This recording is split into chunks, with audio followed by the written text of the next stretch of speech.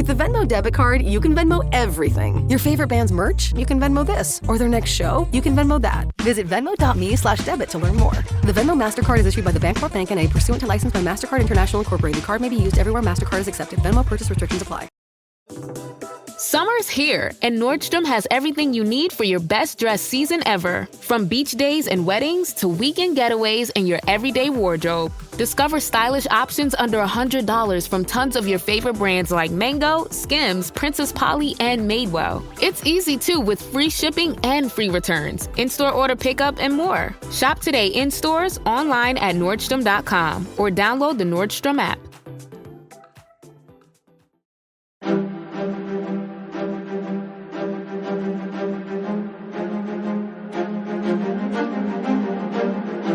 Hello, and thank you for listening to The History of World War II podcast, episode 551, interview with Tim Bouverie about his new book, Allies at War, how the struggles between the Allied powers shaped the war and the world. Mr. Bouverie, thank you very much for being with us today.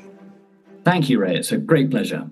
So as I tell my daughters, who never ask, but I tell them constantly that the world that they live in now is very much shaped by not only the war itself, but how the war ended. And so when I saw your book, I'm like, I have to get this guy on because it's pretty much the relationship between the big three, other players as well. And again, it's just something that needs to be covered because you can only study World War II for so much. You know, the number of tanks, the number of troops before, what should we learn from this? What should we take away? What were some more, in between the battles? And so that's why, one of the reasons why I enjoyed your book very much. So I'll just jump into the questions here. So you start your book giving some statistics.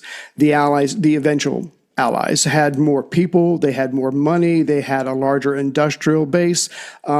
But that doesn't mean they're automatically going to get along, that everything's going to be okay. There's a certain amount of distrust, the different ideologies, and obviously the post-war aims. And so I was reminded when I was reading your book that we have to remember this is not inevitable. This is not locked in. It was a very dynamic, fluid, like any other relationship. And these gentlemen and others had to work very hard, given all of the distrust, to work together, to remember the common cause. But at the same time, at the end of the day, everybody has their own agenda. And they had to figure out a way to balance all of that out during a world war. That's completely true. I mean, I think I use the phrase about the Grand Alliance, that is the main alliance between Britain, the Soviet Union, and the United States, as improbable and incongruous. And it really was, because at the start of the war, Britain and France are at war, but the United States is proclaiming US neutrality. That is supported by an overwhelming preponderance of the US population, while Stalin is allied with Hitler, dividing Eastern Europe up for the benefit of the totalitarians. And it's only because, frankly, the Japanese attacked the Americans at Pearl Harbor and Hitler invaded the Soviet Union that this alliance came about. Britain and America had been moving much closer together, and America had been giving Britain a huge amount of economic and material help before December of 1941. But I think there was absolutely nothing inevitable about this coalition coming together. Right. And again, there are many historians are going, and they did at the time, going, why did Hitler attack Soviet Russia? I mean, it just set up a two-front war. It set up, like you said, the big three. So again, it's those moves, it's those mistakes that some people made that made this possible. So if I could jump into early in the war, you cover the Norwegian fiasco. You cover things like the pre-war failed diplomacy of the Munich Agreement. So then comes the Battle of France. You've got the British Navy, you've got the French Army. They should be able to give a good account of themselves. However, obviously it doesn't go that way. The War of France is roughly over in 6 weeks. And I just wanted to ask you, for someone who's generally new to this, why was the war over so quickly in France, and how, and I'm just trying to imagine the shock of the British going, what in the heck do we do now? Because that was the game plan. Their army, our navy, were going to be able to contain them. And now that coalition is no more. Well, you're completely right to say it was a major shock. We're so used to the idea that France did collapse in 6 weeks that we sort of assumed that that was always going to happen. But of course it wasn't. The French army was the second largest in the world. Only the Red Army, that is, the Soviet army, was larger than the French army. And it was the Anglo-French combination that had held the Germans for 4 years on the Western Front during the Great War, the First World War. So the idea that this great army could collapse in 6 weeks is completely unconscionable and comes as a profound shock. Why did it happen? Mainly military reasons. The French expected the Germans to repeat the tactic that they had and strategy that they had deployed in the First World War and invade France through the Low Countries, that is to say, through Belgium and Holland. This the Germans did begin to do on the 10th of May, and the cream of the French army and the British Expeditionary Force charged into Belgium to help defend Belgium. But this was not the focus of the German attack. The focus of the German attack was further south. The major attack was Major General von Rundstedt's Panzer Army, which was making its way through the supposedly impenetrable forest of the Ardennes. And once they'd broken through the French line there, the British and the French found it impossible to counterattack. They were unable to consolidate their forces. There was no strategic reserve behind the French lines to plug the gap, as it happened in the Great War, and French morale collapsed. I mean, that comes in, this is the other element of it. There is a political element to the collapse of France. But France is traumatized by the First World War. It had been fought on their soil. It had bled them white. It had led to devastating psychological as well as material scars on both the French people and the French landscape.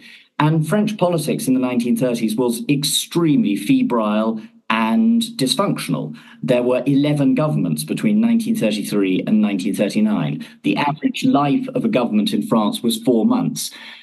There was, as we know, a civil war in Spain, but many people thought there could be a civil war in France, as the French were hugely divided between communists, socialists, centrists, royalists, fascists.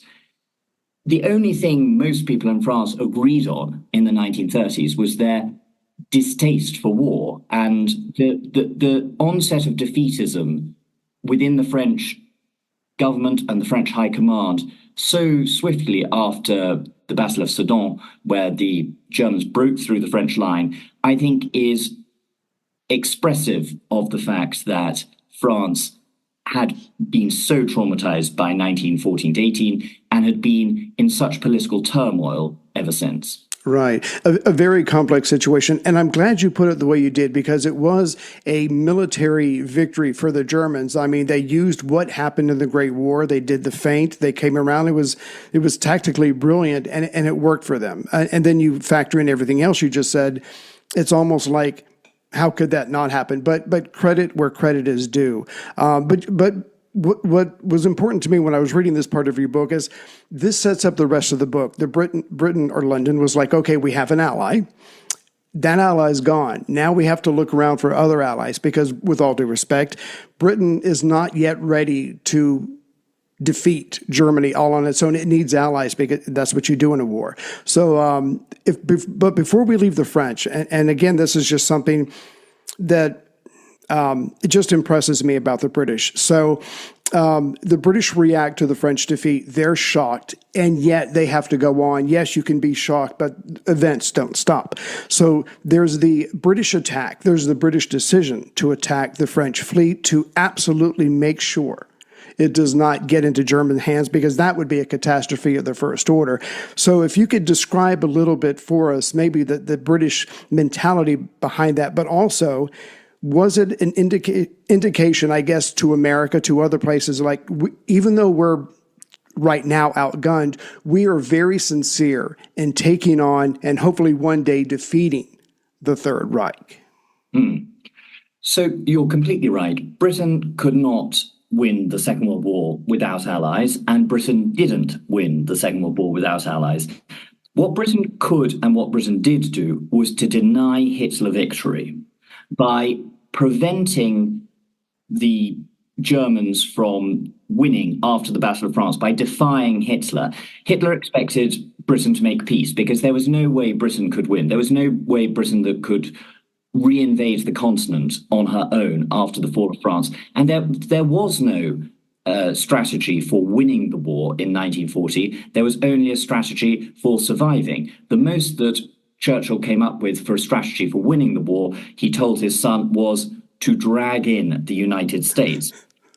Right. But US help to the British was pretty meager in most of 1940. And one of the reasons for this was that the Americans, like most of the rest of the world, thought that Britain was going to capitulate, thought that Britain too would surrender like the French did. And so part of the motivation for sinking the French fleet, which the British do, it's a really tough decision, this. This is firing on a friendly navy, a navy that had been allied to your navy but 2 weeks earlier. It's an action which results in the deaths of 1,300 French sailors. And it's justified because the French navy is the fourth largest in the world. The British are expecting the Germans to try and invade the British Isles. And if the Germans can get hold of the French navy, then that somehow becomes a much greater likelihood and a more feasible proposition. But at the same time, the British are desperate to show the world that they are going to carry on no matter what. They will do anything. They will even fire on their former allies to survive. And it was an act which created a great deal of excitement in the rest of the world. It impressed people, including in the United States. And part of the research which I did, which I don't believe anyone else had discovered before, is that the British government actually asked the Roosevelt administration, the British ambassador asked FDR his permission before the British shelled the French fleet. On one hand, that's, showing respect for a potential ally. But going back to what you said about Churchill, I mean, any conversations that Churchill can have with FDR about the war, slowly, just kind of making him a part of the conversation, is utterly brilliant and yet subtle on Churchill's part. Speaking of the U.S., obviously, London has its sights on Washington. FDR is certainly sympathetic to the British cause, but it is an election year. At least 50% of America is isolationist, and there's a lot of mistrust between the two countries because of different types of government. America's military is quite small at the time. There's a lot of neutrality laws on the books tying FDR's hand, but you can just see, I think the word is wooing that Churchill used. Churchill woos FDR with their conversations. But if you could maybe describe some of the early parts of the relationship between the two countries, between the two leaders, and like you were saying a couple of minutes ago, at first in 1940s, it's not like the United States was sending a ton of aid for those various reasons to London, who desperately needed it. Sure. Well, I think we have to de-romanticize the Anglo-American relationship, and we have to demythologize it, because Churchill did a lot to mythologize it, both in his letters to FDR at the time, who, as you say, he was wooing, but also in his post-war memoirs. Churchill became Prime Minister on the 10th of May 1940, the very day the Battle of France began. Predecessor, Neville Chamberlain, didn't even want America to fight on the side of Britain and France. Wow. And that was because the British were highly aware that if America fought, then America would be in at the peace conference. And if America was in at the peace conference, she was going to demand major changes to the world, which would include, they were fairly certain, structural changes to the British Empire, which would undermine its coherence, undermine its viability. In particular, the system of tariffs, which in those days protected the British Empire. In the 1930s and 1940s, it was the British that were pro-tariffs, and it was the Americans who were very anti-tariffs. Right. So there was that going on. As soon as the Battle of France begins, the British swiftly move to the conclusion that their only chance of winning the war is through unlimited American aid. Churchill commissions a report in late May of 1940 by the Chiefs of Staff asking whether or not Britain can survive. And the Chiefs of Staff conclude that Britain can survive, may even win the war, but that it is dependent upon unlimited resources flowing across the Atlantic from the US and possibly, they say, active participation by the US on the side of the British. This is a long way off. Churchill makes a specific request of FDR in the summer of 1940. He demands that Roosevelt give him 50 of the United States' First World War era destroyers so that the British can take away their destroyers from Atlantic convoy duty and put them into the Channel, thereby guarding the British Isles against invasion. FDR refuses. Wow. And it is a massive propaganda exercise on behalf of the British. The British embassy in Washington leaks the fact that this has been asked of the US. That generates a lot of sympathy for Britain. There are a lot of people in America, particularly on the East Coast, influential people, and surprisingly for me when I was doing this research, also in the South, in the former seceded states, that support all aid to Britain. And eventually this deal for destroyers comes into being, but the British have to pay dearly for it. In return for these 50 destroyers, almost all of which were leaking, and most of which didn't come into service until 1941, right. The British surrender land for air and naval bases in British colonial possessions in the Caribbean and the North Atlantic, something which Roosevelt describes as the greatest addition to the defense of the United States since the Louisiana Purchase. So it's a completely inequitable deal. Right, absolutely. And then after that, you've got Lend-Lease. And on the one hand, Lend-Lease is a massive deal. It is a declaration of economic warfare by the Roosevelt administration. And it would make an inestimable contribution to Allied victory. Some $10 billion worth of US goods would cross the Atlantic during the Second World War and aid not just the British war effort, but also the Soviet war effort. But again, it came at a price. Before Congress was prepared to pass the Lend-Lease bill, Britain had to denude herself of all of her liquid assets, her gold and her dollars. And while America wasn't in the war, FDR didn't think twice about sending a US cruise ship to South Africa to collect $42 billion worth of Britain's last remaining gold reserves. British companies in the US were sold at half their actual value. And the British had to give a pledge that in return, not only would Lend-Lease be repaid, and by the way, the British government only finished repaying their Second World War debts in 2006. Right. But that at the end of the war, they would dissolve the system of tariffs that had protected the British Empire. So it came at a very, very, very heavy cost. But this was the price of survival. Ryan Reynolds here from Mint Mobile. With the price of just about everything going up, we thought we'd bring our prices down. So to help us, we brought in a reverse auctioneer, which is apparently a thing. Mint Mobile Unlimited Premium Wireless. How to get 30, 30, bit to get 30, bit to get 20, 20, 20, bit to get 20, 20, bit to get 15, 15, 15, 15, just $15 a month? Sold! Give it a try at mintmobile.com/switch. Upfront payment of $45 for 3-month plan, equivalent to $15 per month required. New customer offer for first 3 months only. Speed slow after 35 gigabytes if network's busy. Taxes and fees extra. See mintmobile.com. Well, you bring up a couple of good points because there's no point in arguing about post-war the empire if it's not there. So again, we have to survive now. So you make a deal with the devil. You give whatever you can or whatever you have to. But the other point is, another point is the British obviously know what they're doing when it comes to politics. They are very subtle. They're very good at it. Leaking that FDR would not give the destroyers. How could that not generate sympathy? Again, that was a very, very good move.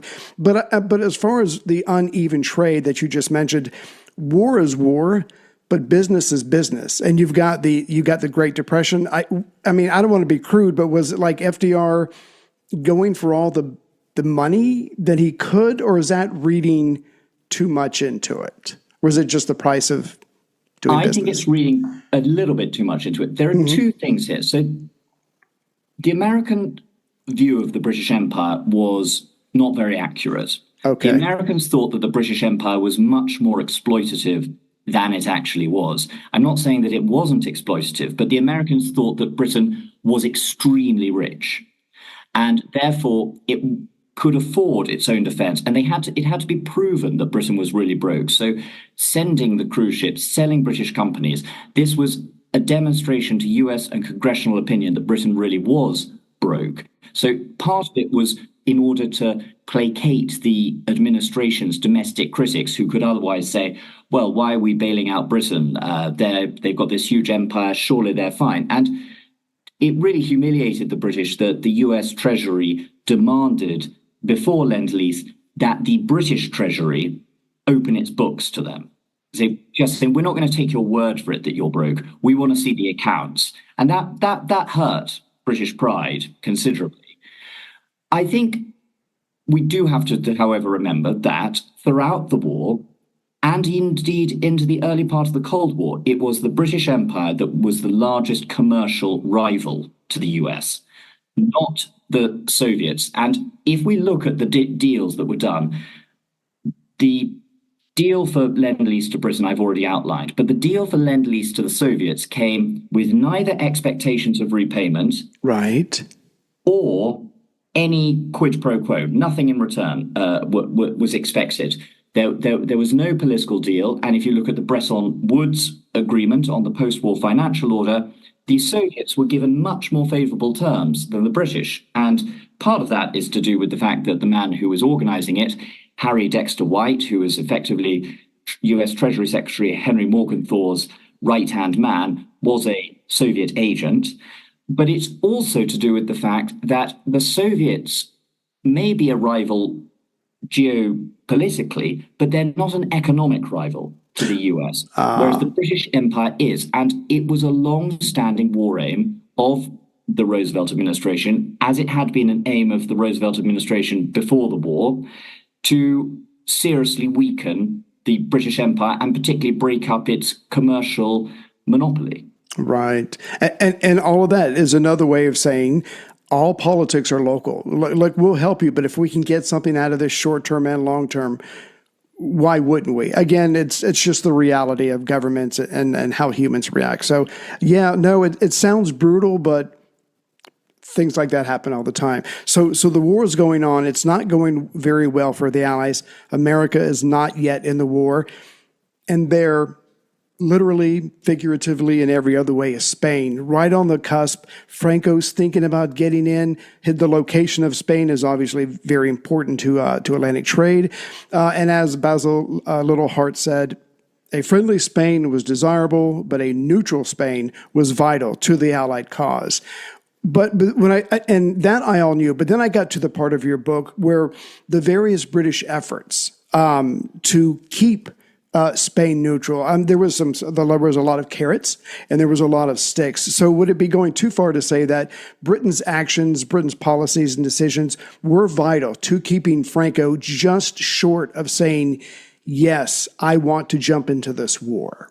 I think it would be overstating it to say that Britain's actions were the determining factor. The determining factor was that Spain was broke, that it had had 3 years of civil war, and it had nothing to go to war with. That was one. And secondly, because Franco dithered, he didn't do what Mussolini did and jump in because he thought that the Germans had won. He dithered, and then he saw the Battle of Britain. And suddenly it's, oh, well, hang on, maybe the Germans aren't going to win quite so easily. I think he continued to believe that Germany would win the war right up until maybe Stalingrad. But if it's not going to be a quick victory, Spain can't afford to be in. He kept on saying that Spain could only afford to come into the war at the hour of the last cartridges, the last shells, and suddenly claim that. But I think the British diplomacy, it helped to a certain extent. Most of Franco's entourage were anti-intervention, and we don't know how much they were influenced by this or not, but the British were bribing them to be anti-intervention. But probably more important, the British were the only power that could really supply Spain with the essential grain and oil it needed to keep its economy going, to keep the population from starving, to keep the civil war from reigniting.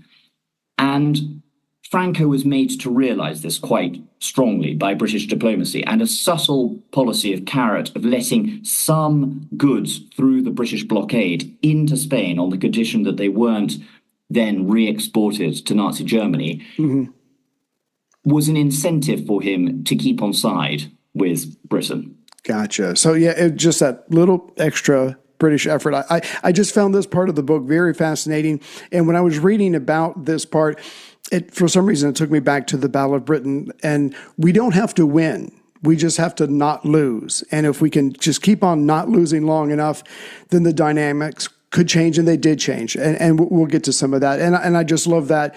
Yeah, I just have to hold you at bay for long enough. So anyways, I'm going to jump ahead a little bit. There's a title, there's a chapter in your book titled The Greek Tragedy. And to me, it certainly was that. And I've went deep into the North African campaign. So finally, the British have some good news. You've got General Wavell, you've got Operation Compass. General Richard O'Connor is pushing the Italians out of Egypt. They're pushing them 100 miles back west. Finally, we have something to cheer about. And then comes the threat to Greece. And I'm going to ask you to explain this to me, but does London or does the UK have besides the military, do they have a moral obligation? What was the reason? Because you've got this war in North Africa going well. Suddenly London's pulling troops from it to send to Greece. It's not enough to keep the Italians away, and it's not enough to save Greece. I don't know if they knew that or not, but they make the effort. And I'm just trying to understand why they kind of not dismantled a winning campaign, but what they did do to try to help Greece. I guess that they felt they just needed, or were they obligated, or I'm just trying to understand. Well, I think they did dismantle a winning campaign in the desert. But this is what's so fascinating, and this is one of the major themes of my book. It is the antagonism between military expediency and politics, and that this is absolutely at the heart of the Greek tragedy, as I call it. As you say, the British have finally got the Italians on the run in Libya. There is a genuine opportunity to clear the Italians, the Germans haven't yet arrived, out of Africa altogether. But then the threats to Greece, which the Italians have invaded in late October of 1940 and have been defeated comprehensively by the Greeks, and the sense that Hitler is about to come to their aid, that is the Italian aid, and that Britain must do something about this. Why must Britain do something about this? It is because in the spring of 1939, Neville Chamberlain, along with guaranteeing Poland, therefore the cause of the Second World War, the British government had guaranteed both Greece and Romania. And Britain's word has to be its bond. And this has to be done for a variety of reasons. Firstly, it just cannot be said that Britain has become so powerless that it can't help a minor Balkan ally. This is the center of a global empire, and it is, despite what people might think, it is not an empire actually run by bayonets and a large standing army in all of its corners. It's run on a sense of prestige and on a sense of power and on a sense of honor. And if suddenly Britain is seen to be acting dishonorably, if Britain is seen to be so powerless that it cannot even help its Greek ally, how can it possibly hope to hold India if war breaks out in the Far East? How can it hope to administer its colonies in both the Caribbean and Africa and all over the world? And then also there is this great sense of the Greek people are an underdog. They've been invaded without any provocation.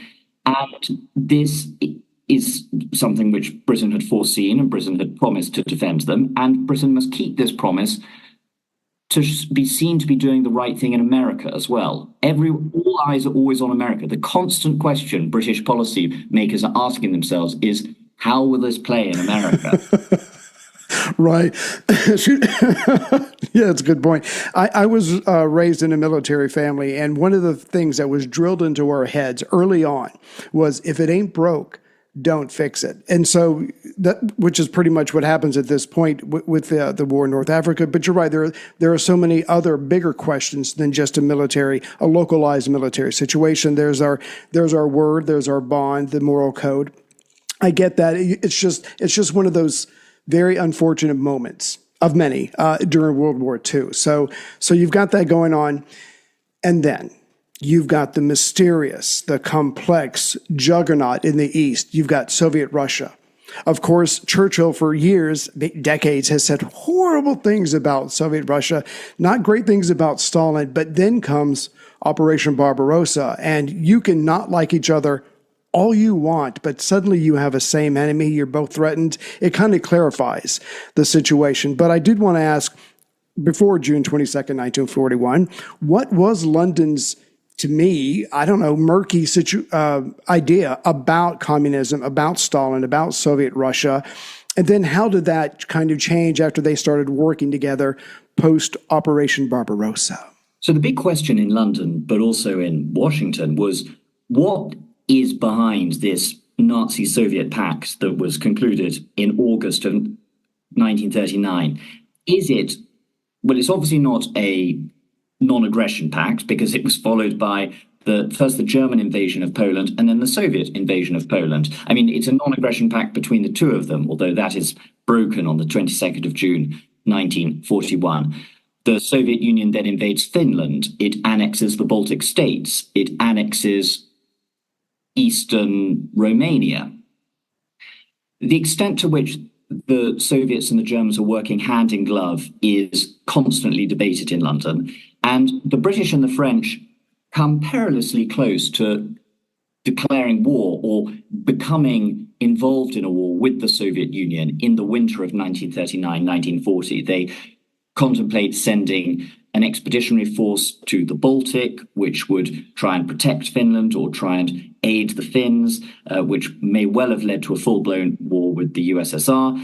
And they draw up plans and conduct reconnaissance flights over the Soviet oil fields in Baku, which they are right in saying are oil fields which are helping supply the Third Reich, although the major oil fields which the Reich depends on are actually in Romania.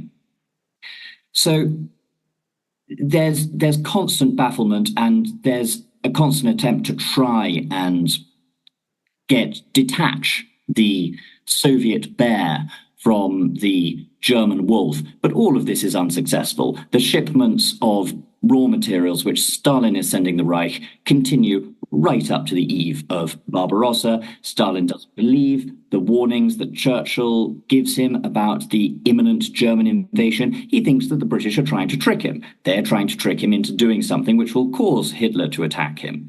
So that's the situation before the 22nd of June. The McDonald's Snack Wrap is back. You brought it back. Ranch Snack Wrap. Spicy Snack Wrap. You broke the internet for a snack. Snack Wrap is back. Ba-da-ba-ba-ba. That's incredible. Yeah. And so, and again, going back to something you said a minute ago, and you touch on it again at the end of your book, when the Americans start sending aid to Russia, there's no strings attached, whereas Churchill had to jump through hoops. So anyway, so they're going to start working. Britain and America are going to start sending aid to Soviet Russia, which helps them get through, as horrible as it was, the first year or the first 6 months of Operation Barbarossa. So again, the partnership has started. It's certainly rocky. There's still a lot of untrust based on some very good reasons, but the relationship has started. And then comes Pearl Harbor. And as you say in your book, you quote Churchill, after the attack on Pearl Harbor, he slept the sleep of the saved and thankful. But again, that doesn't change that the relationship between Washington and London is complex.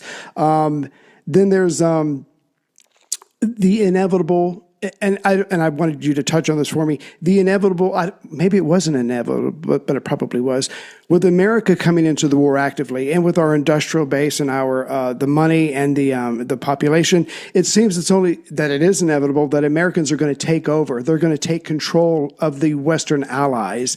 And I'm sure Churchill didn't want to release that, but that's the reality of the situation. But if you could kind of describe that transition for us as they go along and as they gear up, they get better, but also there's a changing of the guard, if you will.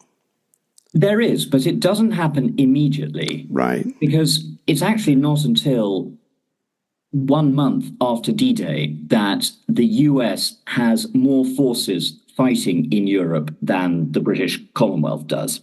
And that beforehand has given Britain as much a say as anyone. And Churchill's interest in military affairs far outstrips FDR's. Right. Churchill's obviously gets a lot of things wrong militarily, but he's fascinated by everything militarily. And it is the British strategy, first of Germany first. We must fight Germany first, even though you've been attacked at Pearl Harbor, which is adopted. And FDR very commendably overrules his own chiefs of staff, who continually want to put more and more resources into the Pacific, and says, no, it's Germany first. And then it's the British strategy, or rather Churchill's strategy, to try and pick away at the Axis in the Mediterranean and knock Italy out of the war, clear the Axis from North Africa before a cross-channel attack that is also adopted. And that is done despite the fact that the US Chiefs of Staff want to cross the channel straight away, something which I don't think any military historian thinks was viable, despite the fact that Stalin wants the Western powers to cross the channel straight away. And it's only really at the Tehran conference, when the big three come together for the first time in November of 1943. They've had Operation Torch. They've cleared the Axis from North Africa. They have invaded Sicily and southern Italy. And the British, Churchill in particular, are still very keen on more Mediterranean operations for a variety of reasons, which I'm happy to go into if you'd like. But the Americans and the Soviets say enough.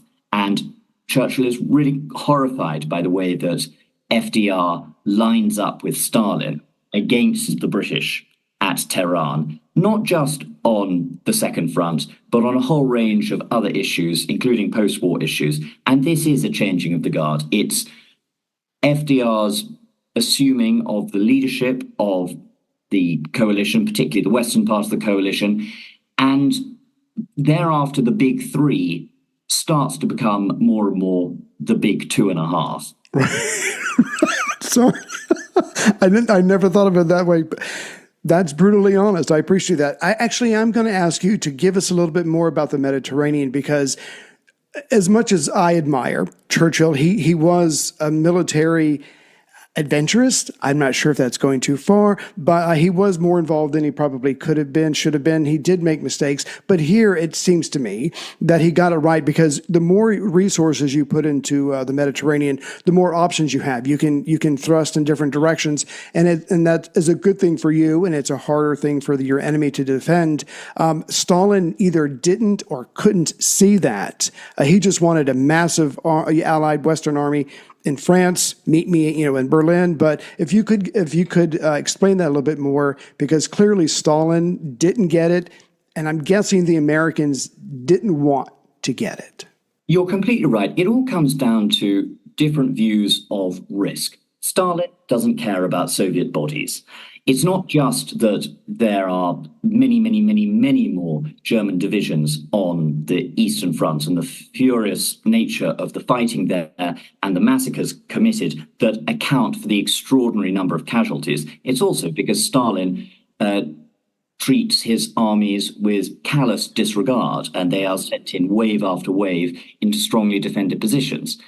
The British and the Americans aren't like that, but the Americans and Roosevelt are more gung-ho than Churchill is. Britain has been fighting for longer. Britain has experienced defeats. Britain has experienced evacuations. Norway, Dunkirk, southern France, Greece. Churchill says before Operation Torch, the first Anglo-American joint operation, the invasion of French North Africa, if this fails, I will have to resign. He can't announce more evacuations. So he's very, very nervous about an amphibious operation to invade northern France. The Dieppe raid, which the British and the Canadians made on the port of Dieppe in August of 1942 was a disaster, leading to the majority of the participants in the raid being annihilated. And it has always been a long-held sort of view of British strategy that you try and chip away at the enemy. And Churchill obviously had this view in the First World War. That's hence the Gallipoli idea. You chip away at the enemy before you go for the jugular. Whereas the American view of strategy was you go straight for the jugular. And the Americans were right. You did have to do that. And they were right about it in 1944. But they weren't necessarily right about it beforehand.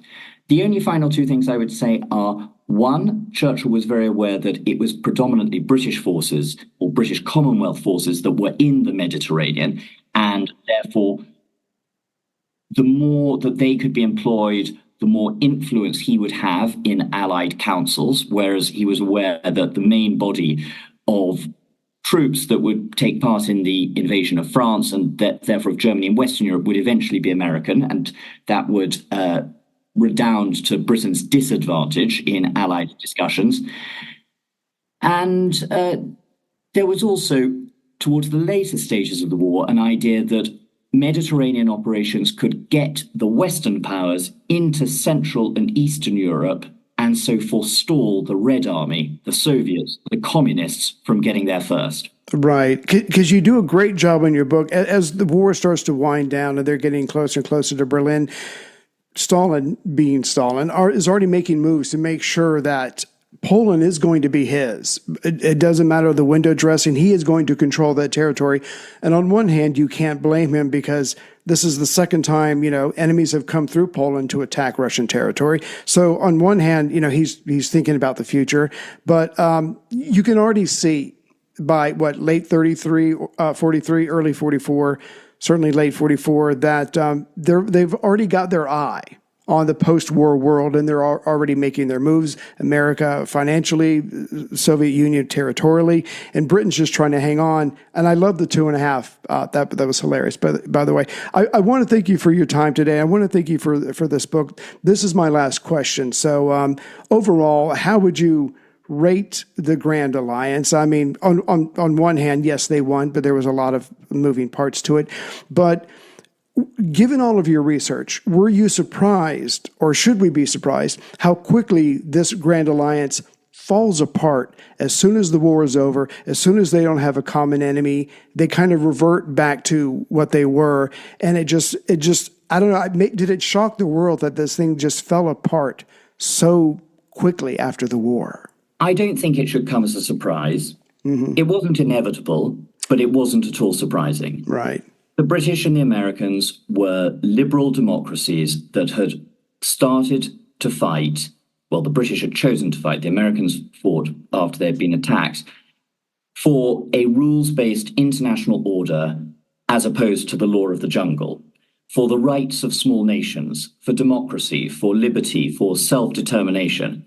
The Soviet Union was an aggressive, totalitarian dictatorship that didn't give a fig for the rights of small nations or democracy or liberty, and believed that the point of states along its fringes was to be dominated by it, was to be a security cordon for it. So I don't think it is that surprising. I think what is more surprising is that both the British, and I'm afraid to a greater extent the Americans, and particularly Roosevelt, failed to realize the expansionist aims of Joseph Stalin before the end of the war, or kidded themselves about it. They like to say, well, nothing will be decided until the peace conference. But, well, actually, things are really going to be decided by who's on the ground when the music stops. And Stalin's willingness to talk about democracy at Yalta, to talk about a free and independent Poland, was so at odds with the reality on the ground and the reality of his rule in other Eastern European states, either before the war or after these states were being liberated from the Germans, that I think it is surprising that the Americans were so slow to wake up to this threat, and how they failed to concert a joint strategy with the British earlier for combating it. Right. And you touch on this in your book. You just reminded me of this. FDR can be a brilliant politician, win 4 elections in the United States, but on the international stage, it's a different game. And Stalin, and one of the things I picked up from or I was reminded of in your book about Stalin, he doesn't do anything he doesn't want to do, anything he doesn't have to do. And if he's certainly not going to get anything out of it, I mean, he's a zero-sum kind of thinker. But you're absolutely right. I think FDR's powers of charm, persuasion, did not translate in the way that he thought it would.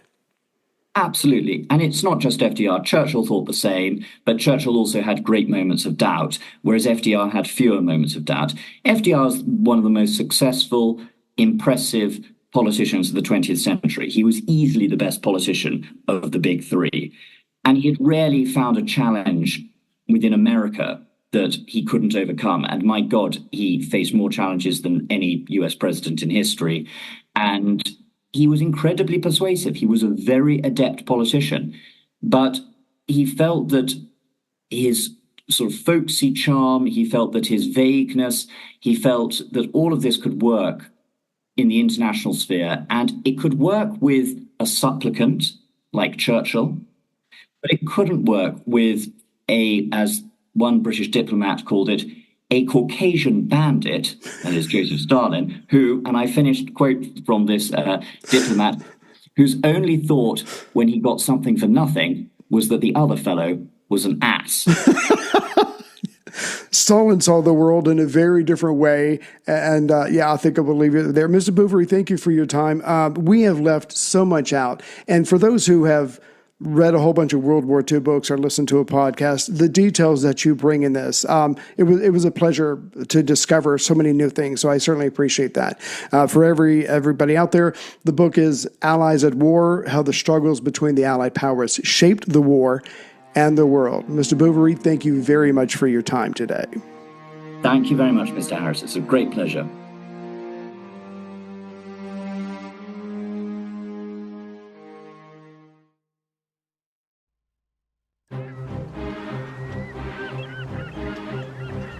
Hello, this is Matt from the Explorers Podcast.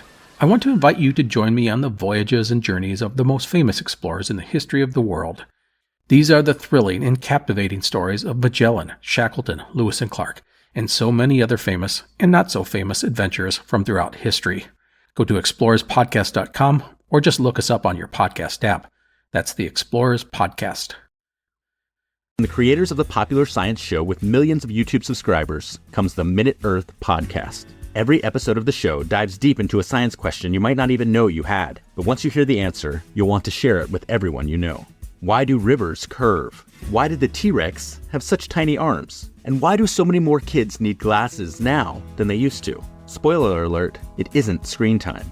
Our team of scientists digs into the research and breaks it down into a short, entertaining explanation, jam-packed with science facts and terrible puns. Subscribe to Minute Earth wherever you like to listen.